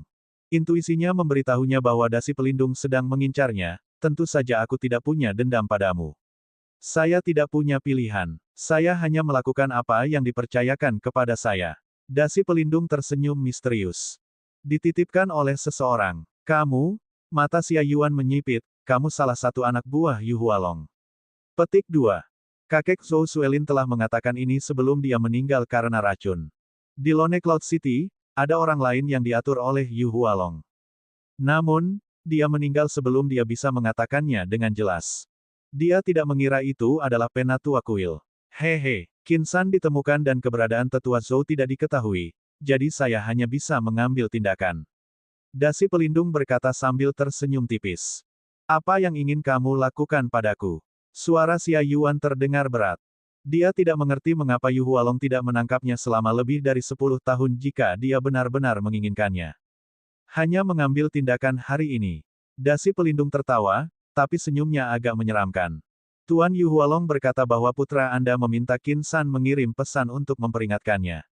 Sebagai imbalannya, dia ingin memberikan hadiah kepada putra Anda. Senyuman pelindung dasi itu menyeramkan. Xia Yuan memiliki firasat buruk. Dasi pelindung mengeluarkan pisau tajam dan memainkannya di tangannya. Tuan Yu Hualong berkata bahwa dia akan memotong salah satu telingamu sebagai hadiah untuk ulang tahun putramu yang ke-19. Dia akan memberikannya kepadamu pada hari yang sama. Ulang tahun Xia Qingchen yang ke-19 masih 2 bulan 10 hari lagi. Tuan Yu Hualong telah menyuruhku untuk menjaganya tetap segar. Jadi, aku akan memberimu makan dengan baik sampai hari sebelum ulang tahunmu. Kalau begitu, aku akan memotong telingamu dengan rapi dan memberikannya kepada putramu yang berada jauh di Sekte Nebula. Orang bisa dengan mudah membayangkan niat jahat di baliknya. Pertama, untuk melampiaskan amarahnya. Kedua, dia ingin mengganggu suasana hati Xia Qingchen dan menghalangi kultivasinya. Xia Yuan menggedor sangkar logam itu dengan marah, datang saja padaku. Jangan targetkan anakku. Anda, dasi pelindung berkata perlahan. Apa maksudmu dengan Tuan Yu Hualong? Mereka seperti semut, tapi putramu telah berhasil menarik minat Tuan Yu Hualong. Dia perlahan-lahan menyingkirkan pisaunya dan berkata dengan nada yang aneh, aku sangat, Tuan Xia, kamu harus menghargai telingamu. Siapa yang tahu? Tangannya tiba-tiba terasa lebih ringan. Dia menunduk dan pisau di tangannya telah menghilang. Saat dia kebingungan, sebuah suara yang sangat dingin datang dari belakangnya. Karena kamu sudah mencabut pedangmu, jangan menariknya kembali begitu saja. Sebelum dasi pelindung sempat bereaksi, dia merasakan sakit yang menusuk di telinga kanannya. Telinga berlumuran darah jatuh ke tanah. Dia berbalik dan hampir mati ketakutan. Xia Qingchen, kenapa kamu kembali? Dasi pelindung mengeluarkan jeritan seperti hantu. Xia Qingchen mengulurkan tangannya dan meraih tenggorokannya. Tentu saja aku di sini untuk mengambil nyawamu. Dia berkata, matanya sedingin setan. Kaca, jari-jarinya mengerahkan tenaga dan mematahkan leher pria itu. Qingchen, Xia Yuan tidak berani mempercayai matanya. Mengapa Xia Qingchen tiba-tiba kembali? Ayah, Xia Qingchen menendang sangkar hingga terbuka dan memeriksa Xia Yuan dari ujung kepala sampai ujung kaki. Untungnya, dia tidak terluka.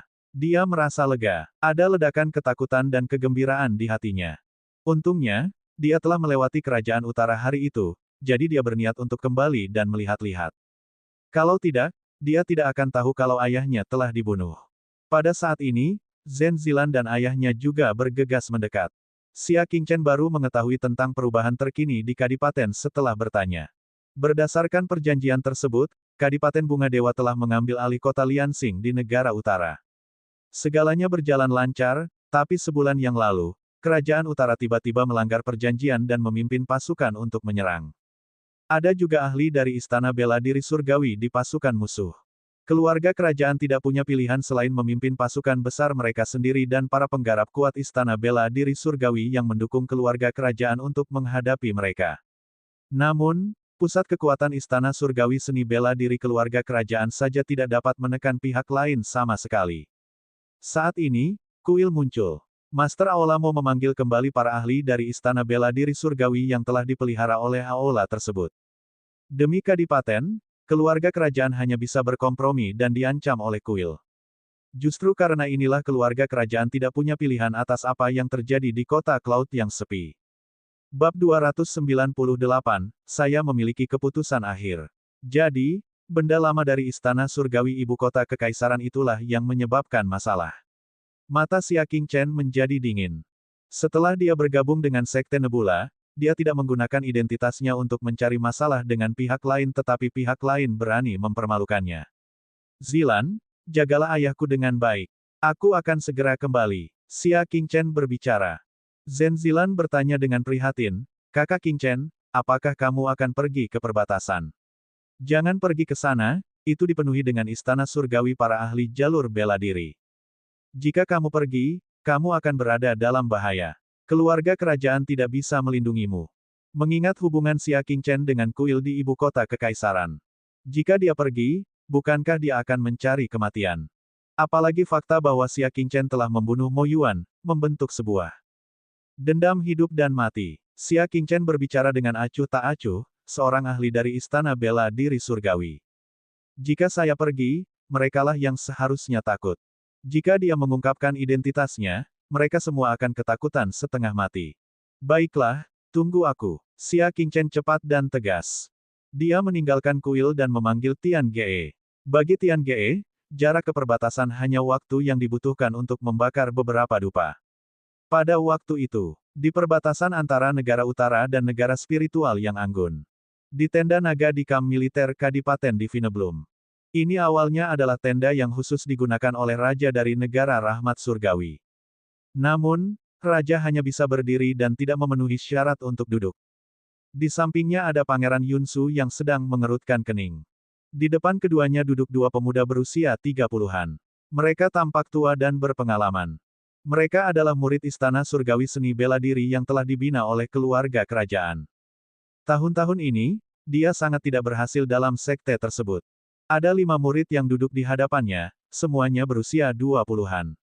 Namun, mereka semua bersinar dan budidaya mereka jauh lebih kuat daripada dua pemuda berusia 30 tahun. 5 orang di sisi lain juga merupakan murid Istana Surgawi Seni Bela Diri. Yang berbeda adalah mereka berlima melakukannya dengan sangat baik di sekte tersebut, dan mereka berhasil menjilat seorang bangsawan dari Istana Bela Diri Surgawi, menjadi bawahan seseorang. Di Istana Surgawi Jalur Perang, mereka bisa mendapatkan apapun yang mereka inginkan. Kedua pemuda di depan mereka hanya bisa tertunduk dan tertunduk saat bertemu dengan mereka berlima, tidak berani menyinggung perasaan mereka sama sekali. Orang yang berdiri di belakang mereka berlima secara alami adalah penguasa istana, Mo Heng. Northland telah menyatakan kondisi mereka. Mereka punya 3 syarat, kata Mo Heng sambil menunjuk peta di atas meja. Yang pertama adalah menikahi Putri Tianyin. Yang kedua adalah memasukkan kota Cloud yang sendirian, kota Tembok Langit, dan kota Batu Giok sebagai mas kawin dan memasukkan mereka ke dalam wilayah negara utara. Yang ketiga adalah mengeksekusi Xia Qingchen dan memusnahkan klannya. Saya pribadi berpikir bahwa kita dapat menyetujui ketiga syarat tersebut demi rakyat Kadipaten Bunga Surgawi, kata Mo Heng sambil mengelus jenggotnya. 5 murid Istana Surgawi Seni Bela Diri di depannya tidak berekspresi. Pada level mereka, kerajaan pangkat seorang duke tidak lagi terlihat di mata mereka. Apa hebatnya kehilangan wilayah? Namun, bagaimana keluarga kekaisaran mengizinkannya? Kehilangan ketiga kota itu setara dengan kehilangan 1/4 wilayah Kadipaten di Vineblum. Tidak hanya itu, dia juga ingin menikahi Putri Tianyin. Kadipaten Bunga Surgawi akan kehilangan seluruh wajahnya. Faktanya, dia bahkan ingin memusnahkan seluruh klan Xia Qingchen. Raja berkata dengan tegas, saya tidak setuju dengan ini. Kami lebih memilih berperang daripada melakukan perundingan damai seperti ini. Bagaimana negosiasi perdamaian ini? Ini jelas mempermalukan negara. Mo Heng tidak senang dan ditegur, konyol. Begitu perang dimulai, berapa banyak orang yang akan mengungsi? Karena Northland sangat tulus, maka kita harus berbicara dengan serius. Jangan hanya memikirkan kepentinganmu sendiri, mengerti? Sang raja gemetar karena marah. Dia terus mengatakan bahwa dia menyetujui pembicaraan damai untuk rakyat. Namun, raja mengetahui bahwa kerajaan utara telah berjanji kepada Mo Heng untuk membangun 10 kuil di kerajaan utara. Syaratnya adalah Mo Heng harus membantu negeri utara mendapatkan barang untuk negosiasi tanpa menumpahkan darah setetes pun. Sederhananya, Mo Heng berkolusi dengan musuh. Raja tahu bahwa Mo Heng tidak akan berbaik hati membantu Shen Xiu melawan kerajaan utara. Hasilnya sungguh seperti itu. Bukan saja dia berada di sini bukan untuk membantu Kadipaten di Vineblum, namun dia juga ada di sini untuk membantu negara utara dan memberi tekanan pada Kadipaten di Vineblum. Hal yang paling menyebalkan adalah pihak lain memiliki 5 murid Istana Bela Diri Surgawi. Keluarga kerajaan tahu bahwa Mo Heng adalah pengkhianat, tetapi mereka tidak berani melakukan apapun padanya. Saya melihat bahwa ketiga syarat itu sangat tulus. Mo Heng berkata dengan acuh tak acuh. Saya tidak setuju. Sang raja bersikeras. Bahkan jika mereka harus kehilangan wilayahnya, mereka harus membuat orang utara menderita karena perang. Dia tidak ingin meninggalkan setetes darah pun, merampas 1/4 wilayah Kadipaten Bunga Suci, menajiskan putrinya yang berharga, dan merenggut nyawa seluruh klan Xia Qingchen. Dalam mimpimu, Mo Heng menjawab dengan acuh tak acuh, tidak masalah apakah kamu setuju atau tidak. Saya setuju. Oh, saya sudah memberitahu kerajaan utara bahwa raja kita telah menyetujuinya. Mereka sudah mengirim messenger ke sana. Kamu harus bekerja sama nanti.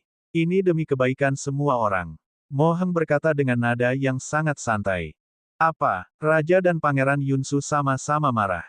Apa hakmu untuk setuju menggantikanku? Raja membanting meja dengan marah. Mo Heng mengangkat matanya dan menatapnya dengan acuh tak acuh. Yang mulia, mohon tunjukkan rasa hormat. Jika Anda memelototi saya karena membanting meja, konsekuensinya akan sangat serius. Ancaman yang tidak terselubung itu membuat sang raja marah. Namun, ketika dia melihat kelima murid diam dari Istana Surgawi Seni Bela Diri, dia hanya bisa menelan amarahnya. Melihat dia tidak lagi melawan, Mo Heng berkata dengan acuh tak acuh, lebih tepatnya seperti itu. Bekerja sama dengan saya nanti. Pertahankan sikap yang baik, tekuk punggung Anda saat diperlukan, dan ucapkan hal-hal baik saat diperlukan. Northland memberimu kesempatan ini karena aku. Jangan mengecewakanku. Berderak, Raja mengepalkan tangannya. Dia dipenuhi dengan kebencian dan ketidakberdayaan. Kadipaten Bunga Surgawi, yang telah ada selama ratusan tahun, telah dengan sengaja diserahkan oleh Mo Heng. Sebagai raja, dia hanya bisa menonton tanpa daya, tidak mampu melawan. Saat ini, dia berharap dia bisa mati saja. Saya tidak setuju. Raja terdiam, namun Pangeran Yunsu tidak bisa tenang. Mari kita tidak membicarakan kondisi pertama dan kedua untuk saat ini. Adapun syarat ketiga, seluruh klan Xia Qingchen akan dimusnahkan. Bagaimana kita bisa menyetujuinya? Kata Pangeran Yunsu tegas. Xia Qingchen membantu Kadipaten di Vineblum kami memperluas wilayahnya dan menjadi dermawan Kadipaten. Bagaimana kita bisa memusnahkan klannya? Petik 2. Bagaimanapun, Xia Qingchen adalah murid Istana Bela Diri Surgawi. Bagaimana kita bisa membunuhnya? Petik 2. Kalimat terakhirnya ditujukan pada 5 murid bela diri surgawi. Istana, tidak peduli apapun, Xia Qingchen adalah kakak muda mereka. Bagaimana dia bisa begitu kejam, membantu orang luar untuk menyakiti Xia Qingchen dan bahkan ingin memusnahkan klannya. Seorang murid Istana Bela Diri Surgawi di tengah perlahan mengangkat matanya dan menatap Pangeran Yunsu dengan dingin. Kamu sedang berbicara denganku. Pangeran Yunsu merasa takut saat ditatap. Namun, masalah ini menyangkut kehidupan Xia Qingchen dan klannya. Dia berargumen dengan tegas, tolong pertimbangkan kembali, utusan. Saat dia selesai berbicara, Pangeran Yunsu tiba-tiba merasakan hembusan angin dingin. Sebelum dia sempat bereaksi, dia ditampar wajahnya. Tamparan ini menyebabkan darah mengalir dari sudut mulutnya. Murid itu memandang Pangeran Yunsu dengan jijik. Menurutmu kamu siapa? Adalah. Apakah kamu bahkan layak jika aku memberimu perintah? Namanya adalah Tian Qing, dan dia adalah karakter yang bisa memanggil angin dan memanggil hujan di Istana Surgawi Jalur Perang. Tidak ada seorang pun yang berani mengajarinya cara melakukan sesuatu. Pangeran Yunsu hanyalah orang biasa, dan dia berani memberinya nasihat. Raja menarik lengan baju Pangeran Yunsu dan menggelengkan kepalanya, menyuruhnya untuk tidak bertindak gegabah. Dia tidak akan dihukum bahkan jika dia langsung membunuh Pangeran Yunsu. Tian Qing bersandar dengan tangan disilangkan di belakang kepala dan kaki di atas meja. Ikuti saja permintaan Northland, ucapnya dengan mata terpejam. Aku punya keputusan akhir. Siapapun yang menolak akan mati. Bab 299, Kepala Jatuh ke Tanah. Juga, ini hari Senin.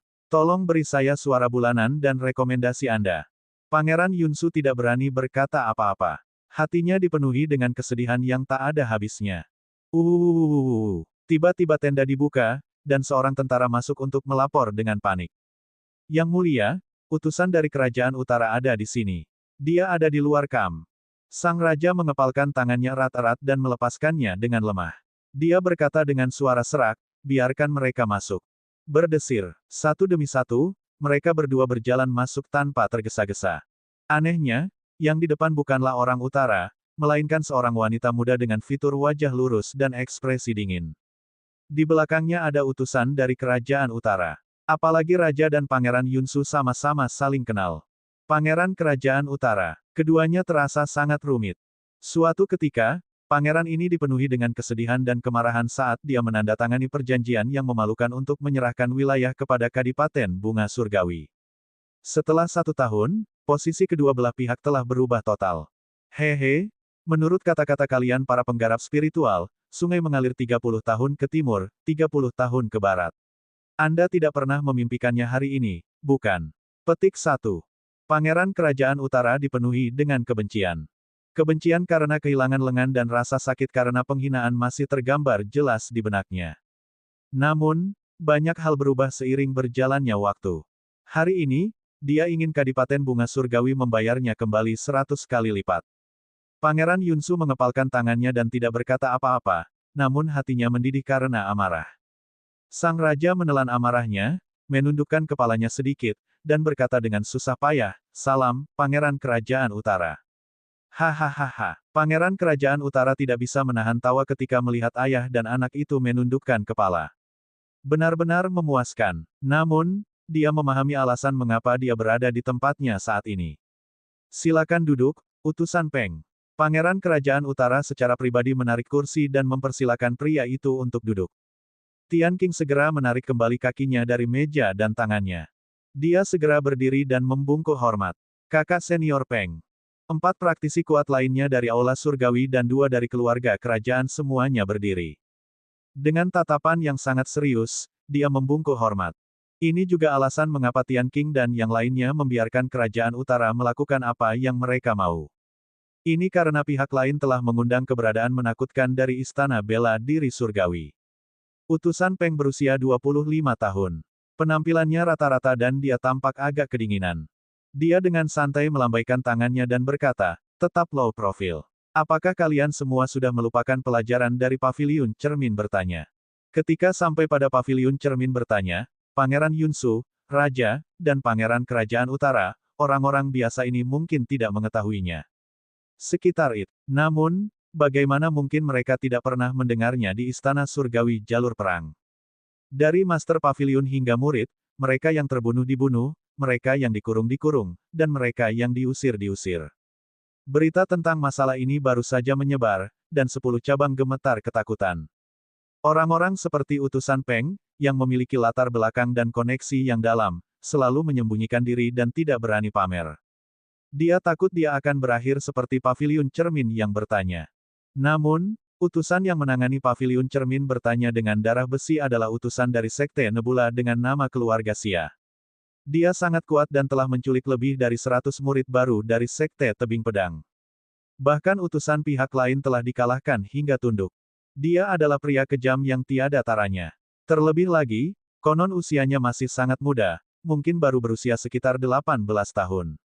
Mendengar ini, Tian Qing dan yang lainnya merasakan hawa dingin di punggung mereka dan gemetar. Menurut standar utusan kejam itu, utusan Peng dan Tian Qing akan berakhir seperti Huang Zhong, dieksekusi di tempat. Mereka tidak melakukan hal buruk apapun selama ini. Jika bukan karena kerajaan utaramu memiliki telur binatang berkualitas tinggi, aku tidak akan repot-repot muncul. Utusan Peng menjelaskan alasannya. Kerajaan utara baru-baru ini menemukan telur binatang ajaib. Menurut perkiraan awal, itu ditinggalkan oleh binatang iblis dengan posisi bintang kecil. Jika bisa ditetaskan, ia akan tumbuh menjadi binatang iblis kecil tingkat bintang di masa depan. Hehe, terima kasih sudah datang ke sini, utusan Peng. Pangeran Kerajaan Utara tersenyum. Utusan Peng melirik Raja dan Pangeran Yunsu. Jadi, Anda sudah menyetujui persyaratan negosiasi perdamaian. Alis utusan Peng berkerut, jelas sedikit tidak sabar. Apalagi yang bisa dikatakan Raja? Dia seperti ikan di landasan, menunggu untuk disembelih. Saya bisa mengambil keputusan untuk 2 keputusan pertama, tapi untuk keputusan terakhir, saya tidak bisa melakukannya, dan saya tidak tahu harus mulai dari mana. Sang Raja menghela nafas dengan getir. Putri Tianyin bisa dinikahkan. Kita bisa menyerahkan wilayah kita kepada mereka. Satu-satunya hal yang Raja tidak bisa lakukan adalah membunuh Xia Qingchen dan memusnahkan seluruh klannya. Pangeran Kerajaan Utara tersenyum palsu dan berkata, tidak bisa melakukannya. Dia harus melakukannya meskipun dia tidak bisa. Saat itu, bagaimana Xia Qingchen memperlakukanku? Memusnahkan seluruh klannya sudah merupakan hukuman yang ringan. Raja berbicara dengan susah payah, namun meski begitu, kami masih tidak dapat menemukan Xia Qingchen. Dia sudah hilang selama hampir 1 tahun. Pangeran Kerajaan Utara sangat marah. Kalau begitu kita akan memusnahkan seluruh klannya terlebih dahulu. Saat dia kembali, kamu bisa membawa kepalanya untuk menemuinya. Pangeran Kerajaan Utara tidak akan pernah memaafkannya. Raja dan Pangeran Yunsu sama-sama terdiam. Mereka masih belum bisa memusnahkan klan Xia Qingchen. Mereka bahkan tidak bisa melewati orang-orang di dunia, apalagi mengecewakan hati nuraninya sendiri. Pangeran dari negara utara sangat marah. Jika kamu terus keras kepala, Dia menatap utusan Peng, memintanya untuk membuat keputusan. Utusan Peng tidak sabar. Dia ingin kembali secepat mungkin dan tidak menonjolkan diri. Tidak bisakah kamu dengan patuh melakukan hal-hal yang aku minta? Jika kamu terus mengoceh, aku akan melumpuhkan keluarga kerajaanmu dan membiarkan orang lain mengambil alih. Kata utusan Peng. Apa? Murid Raja dan Pangeran Yunsu menyusut. Posisi keluarga kerajaan mereka sudah dalam bahaya. Dia sedang berjuang di dalam hatinya. Tiba-tiba, seorang penjaga melaporkan dengan panik, "Yang mulia, ada masalah. Seseorang telah masuk ke kamp." Sang raja mengerutkan kening, pelanggar akan dihukum mati. Bunuh saja mereka. Tetapi pria itu kebal. Tidak ada senjata yang bisa mencapai jarak 3 kaki darinya. Mendengar hal itu, raja sedikit terkejut. Ini adalah kultivator tahap konstelasi tengah, kan? Tian Qing menatap raja dan bertanya-tanya apakah dia adalah seorang ahli yang dikirim oleh raja untuk memberikan bala bantuan. Lagi pula, orang yang muncul entah dari mana itu pasti tidak berada di pihak mereka. Tuo Hai, pergilah dan periksa. Tian Qing memerintahkan orang-orang di sekitarnya. Jika dia ada di sini untuk menghancurkan bisnis kita, apakah saya dapat mematahkan lehernya saat itu juga? Yang terakhir tertawa. Tidak apa-apa jika aku membunuhnya, jawab Tian Qing acuh tak acuh. Yang terakhir tersenyum menakutkan, membuka tenda, dan berjalan keluar dengan cepat. Namun lama tidak ada respon atau balasan. Sangat lambat. Wang Hu, Fei Jian, kalian berdua lihatlah. Mungkin ada konflik. Kalau tidak, dia pasti sudah kembali sejak lama. Keduanya menerima pesanan dan pergi. Namun, itu seperti seekor lembu tanah liat yang memasuki laut. Dia tidak pernah kembali. Apakah mereka makan terlalu banyak? Kenapa mereka tidak kembali setelah sekian lama? Tian Qing berdiri dan hendak menyelidikinya secara pribadi. Tiba-tiba, 3 kepala berdarah terjatuh dari ventilasi udara tenda. Itu jatuh di atas meja, dan darah menodai lukisan besar sungai Gunung Qiankun. Utusan Peng, Tian Qing, dan para murid istana bela diri surgawi di pihak keluarga kerajaan semuanya mundur ketakutan. Setelah diperiksa lebih dekat, dia menyadari bahwa mereka adalah 3 murid istana bela diri surgawi yang telah pergi. Siapa ini? Siapa yang melakukannya? Tangan dan kaki Tian Qing menjadi dingin. Tanpa gerakan apapun, dia telah membunuh 3 murid senior istana bela diri surgawi dengan kekuatan luar biasa. Kekuatan macam apa ini? Wuh. Tenda itu perlahan terbuka dengan sendirinya. Seorang pria muda dengan ekspresi tenang masuk dengan tangan di belakang punggung. Aku dengar kamu ingin memusnahkan seluruh klanku. Pemuda itu bertanya dengan acuh tak acuh.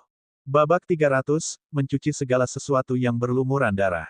Hembusan angin bertiup kencang, membawa serta debu dan pasir dari perbatasan, dan membuat mata semua orang terpesona. Namun, penampilan pemuda itu sangat membekas di benak mereka. Xia Qingchen. 4 seruan datang bersamaan. Raja, Pangeran Yunsu, Pangeran Kerajaan Utara, dan Mo Heng semuanya berseru kaget. Favorit surga tiada taraf yang tidak pernah kembali setelah pengejaran naga sejati. Jenius langka yang kehidupan dan kematiannya tidak diketahui dan keberadaannya tidak diketahui. Hari ini, dia tiba-tiba kembali. Xia Qingchen mengangguk ringan pada Raja dan Pangeran Yunsu, lalu berjalan di depan mereka. Dia perlahan mengangkat matanya dan melihat ke-4 orang di depannya. Lanjutkan, mari kita bicara tentang cara memusnahkan klan Xiaku. Xia Qingchen berbicara dengan acuh tak acuh. 4 orang di seberang melirik ke 3 kepala di atas meja, wajah mereka penuh ketakutan. Apakah Xia Qingchen memiliki ahli di sisinya? Setelah melihat mereka berempat tetap diam, Xia Qingchen berbicara, baiklah, karena kamu tidak punya kata-kata terakhir, bunuh diri. Aku akan memberimu harga diri. Apa? Tian Qing mengepalkan tangannya dan menegur, Tuan. Saya adalah murid istana bela diri surgawi. Saya memiliki status terhormat. Puff. Xia Qingchen melambaikan lengan bajunya, dan pedang udara menyapu, memenggal kepala pria itu. Itu hanya satu serangan. Tian Qing yang sangat sombong telah dibunuh begitu saja. Darah segar berceceran di seluruh wajah utusan Peng, yang sedang duduk diam. Tubuhnya gemetar. Dia memandang Xia Qingchen seolah-olah dia sedang melihat hantu jahat. Kamu, jangan sentuh aku adalah keponakan dari wakil penguasa istana surgawi bela diri. Jika kamu membunuhku, kamu akan mendapat masalah besar. Xia Qingchen menggelengkan kepalanya dengan ringan. Dia mengeluarkan token identitasnya tanpa ekspresi, sebuah batu putih. Bagian depannya diukir dengan nebula. Kata, Xia Qingchen, terukir di bagian belakang. Bintang, Sekte Nebula, Xia Qingchen. Dia tiba-tiba teringat pada seseorang dan berkata dengan suara gemetar, kamu adalah utusan khusus Xia yang membantai paviliun. Karena kamu sudah tahu, apakah kamu masih membutuhkan aku untuk bertindak? Xia Qingchen berbicara dengan tenang. Seluruh tubuh utusan Peng bergetar, dan pandangannya menjadi hitam. Dia selalu ingin bersikap rendah hati karena dia takut pada Xia Qingchen. Namun, dia tidak pernah menyangka akan bertemu Xia Qingchen hanya karena dia rakus akan telur binatang. Tidak hanya itu, dia bahkan membuat keputusan untuk memusnahkan seluruh klannya. Saya salah. Mohon maafkan saya, Tuan Xia. Saya tidak akan berani melakukannya lagi. Utusan Peng menangis dan memohon. Xia Qingchen menggelengkan kepalanya. Dia kembali hari ini. Jika dia tidak kembali, ayahnya yang akan menangis, bukan? Dia mengangkat telapak tangannya, dan kepala lainnya terbang. Pada akhirnya, dia melihat para penggarap kuat yang tersisa dari Istana Surgawi jalur bela diri di sisi Aula Surgawi. Mata pihak lain sudah memutih. Dia sebenarnya sangat ketakutan. Pada titik ini, semua pembangkit tenaga seni bela diri Istana Surgawi pihak lain telah terbunuh. Adapun kamu, Xia Qingchen melirik pangeran dari negara utara. Yang terakhir menjerit nyaring dan berbalik untuk melarikan diri. Xia Qingchen tidak menunjukkan belas kasihan dan berkata dengan acuh tak acuh, rasa sakit di lengan belum membuatmu mengerti. Jangan datang dan memprovokasi saya. Mereka ingin memusnahkan seluruh klannya saat dia tidak ada. Dia tidak bisa memberi orang ini alasan untuk hidup. Pedang udara melintas, dan pangeran dari negara utara jatuh ke tanah, tidak mampu bangkit lagi. Dia telah menggunakan metode seperti kilat untuk mencuci Kam dengan darah. Mo Heng dibiarkan gemetar di tempat, mata lamanya dipenuhi ketakutan yang tak ada habisnya. Adapun kamu, Xia Qingchen melemparkan tas di punggungnya ke depannya. Kepala Mo Yuan muncul dari dalam. Setelah melihat ini, Mo Heng menjerit memilukan, Yuan Er. Dia menatap Xia Qingchen dengan tatapan berbisa. Kamu membunuh anakku. Aku akan melawanmu sampai mati. Bagaimanapun, Xia Qingchen tidak akan melepaskannya. Kenapa dia harus merendahkan suaranya? Namun, dia tidak mengetahui bahwa ada banyak hal di dunia ini yang lebih menakutkan daripada kematian. Dengan jarinya yang santai, dia mengirim Mo Heng terbang. Semua meridian bela dirinya telah hancur, dan dia menjadi cacat tanpa kekuatan bahkan untuk mengikat seekor ayam. Rajaku, Pangeran Yunsu, aku serahkan orang ini padamu. Xia Qingchen berbicara dengan tenang. Raja pulih dari keterkejutannya. Dia melihat mayat para murid istana bela diri surgawi di tanah, dan darah yang mengalir seperti sungai. Namun hatinya senang dan gembira. Akhirnya pendukung kuil itu tumbang. Sejak lama, kuil dewa di ibu kota kekaisaran telah menjadi ancaman besar bagi keluarga kerajaan. Sekarang, dia akhirnya bisa tenang. Dia menatap dingin ke arah Mo Heng dan berkata dengan gigi terkatup, teman-teman, seret pengkhianat ini keluar. Terlambat. Terkekeh. Mati. Dia telah menunggu hari ini sejak lama sekali. Sangat cepat. Para prajurit menyeretnya keluar untuk dieksekusi. Jeritan menyedihkan memenuhi udara dan berlangsung lama. Ini adalah rasa sakit yang lebih mengerikan daripada kematian. Di dalam tenda, Raja dan Pangeran Yunsu berdiri di hadapan Xia Qingchen dengan penuh hormat. Dua pembangkit tenaga listrik dari Istana Jalur Bela Diri Surgawi keluarga kekaisaran juga berlutut di tanah, dengan sangat hormat. Kalian berdua, ambil kepala ini dan kembali ke Istana Bela Diri Surgawi. Xia Qingchen melirik kedua murid Istana Bela Diri Surgawi. Beritahu Tuan Istana untuk menangani Istana Bela Diri Surgawi dengan baik. Jika dia tidak menanganinya dengan baik, saya pribadi akan pergi ke Istana Bela Diri untuk menghadapinya. Xia Qingchen berbicara. Hati kedua murid Istana Bela Diri Surgawi bergetar. Mereka sudah bisa meramalkan bahwa akan ada badai darah di Istana Surgawi Seni Bela Diri. Karena paviliun pencari cermin adalah contoh yang bagus. Ya, keduanya membawa kepala dan bergegas ke Istana Surgawi Bela Diri tanpa henti. Setelah mereka pergi, Xia Qingchen menoleh ke arah Raja dan Pangeran Yunsu. Bagus sekali. Bahkan di saat-saat terakhir, mereka tidak mengkhianati keluarga Xia. Keduanya sangat bersemangat. Terima kasih, Tuan Xia. Pangeran Yunsu membungkuk dan berkata, terima kasih telah menyelamatkan Shen Xiu dan keluarga kerajaan. Xia Qingchen tersenyum, tidak perlu bersikap sopan di antara kita.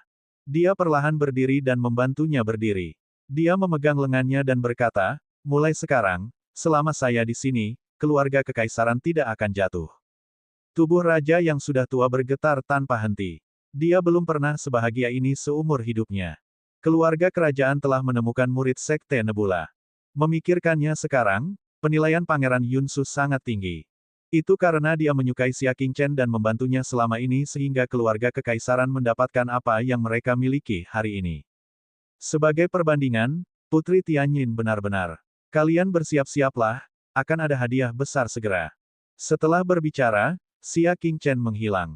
Pada waktu itu, di tenda tentara Kerajaan Utara, Raja Kerajaan Utara, dengan janggut lebat, berdiri di depan meja naga, memandang peta dengan gembira. Awan Tunggal, Biduk, dan Batu Giok. Ketiga kota ini semuanya adalah kota yang makmur. Suasana hatinya sedang baik, seolah dia sudah bisa melihat tiga kota di bawah kekuasaannya. Di dalam tenda, semua menteri tertawa. Yang Mulia telah membuka wilayah baru dan merupakan penguasa yang bijaksana selama ratusan generasi. Itu benar, prestasi Yang Mulia akan dicatat dalam buku sejarah.